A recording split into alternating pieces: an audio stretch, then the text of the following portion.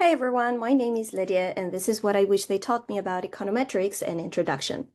In this video, we're going to go through the log transformation and percentage change, a shorter and more direct proof. So not the mathematical derivation with the formula e to the power beta 1 minus 1 that we saw in the previous video.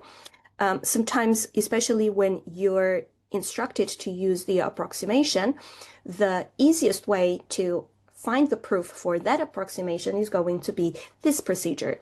This is also where that formula that we wrote in the previous video in red comes from, basically. So imagine we've got a y, which is equal to the log of x.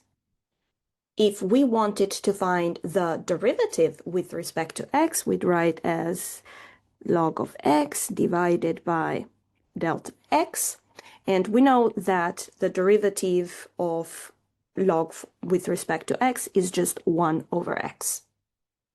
From here, we can simply rearrange the expression and write that the changes that are happening in your log x are exactly changes in x divided by x.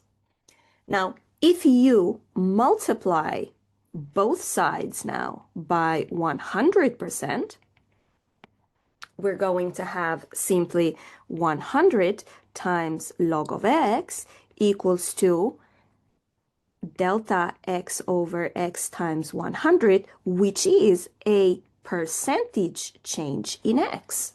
So that is literally the formula for percentage change in x.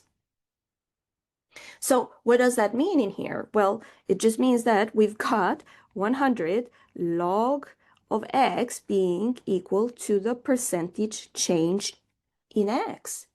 And this is exactly where that interpretation, so the reason why we multiply with that 100 and then we do the interpretation in terms of percentage. So here, percentage